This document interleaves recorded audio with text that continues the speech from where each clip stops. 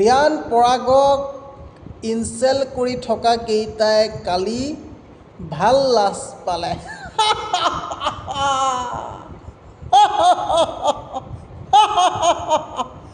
ভাল লাজ পালি তহঁতে ভাই, ভাল লাজ পালি। কথাটো হয়নে নহয়? বেছিভাগ মানুহে চেন্নাই সমৰ্থক আছিলে। তাৰপিছত মই এটাই ক'ম যে লাজ নালাগিনে তহঁতৰ এজন অসমীয়া মানুহক, অসমীয়া ল'ৰাক ৰিয়ান পৰাগক ছাপোৰ্ট নকৰি সেই ধোনী মহেন্দ্ৰ সিং ধোনী টীমটোক, চেন্নাইৰ টীমটোক ছাপোৰ্ট কৰিছে। এইটো কিমান ডাঙৰ কথা হয়নে নহয়?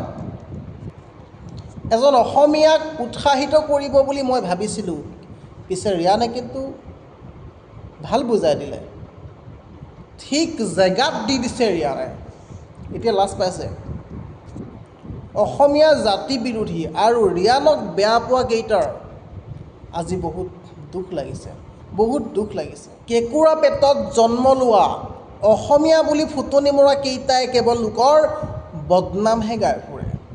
তেওঁলোকৰ বেলেগ কাম নাই, কেৱল লোকৰ বদনামহে গাই ফুৰিব পাৰে। কাৰণ কিয়? তেওঁলোকে কেঁকুৰা পেটত জন্ম হৈছে। অসমৰ ল'ৰা এজনে IPLত চান্স পাইছে, তাৰ বাহিৰেও ইণ্ডিয়াৰ টীমত চান্স পাইছে। কিয় চান্স পাইছে? কাৰণ তেখেতে ভাল খেলিছে, ভাল ধৰণে খেলিছে, সেই গতিকে তেওঁ আগবাঢ়ি গৈছে ন।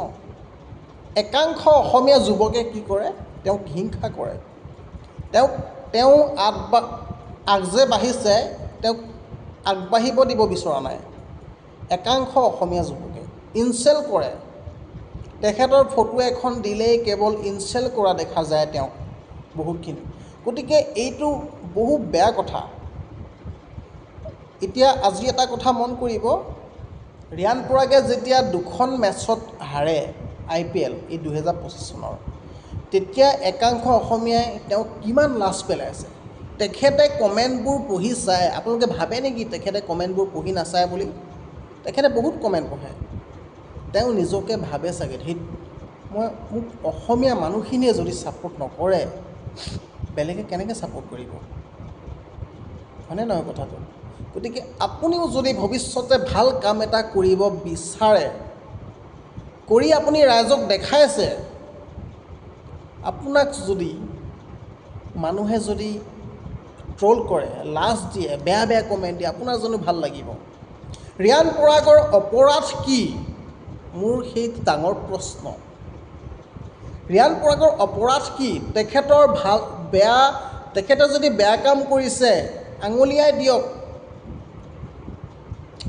তাক লৈ সমালোচনা কৰক।